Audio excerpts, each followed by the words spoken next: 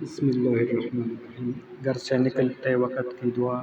بسم اللہ توکلت علی اللہ لا حول ولا قوت الا باللہ۔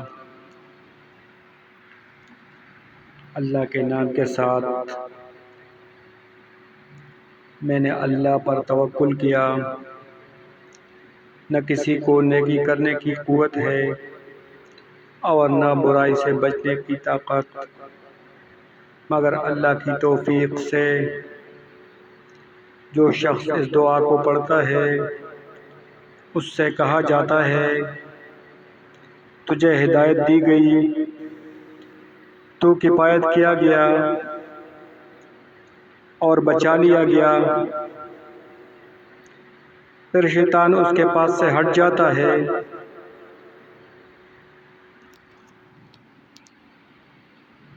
اس دعا کو زیادہ سے زیادہ شیئر کریں۔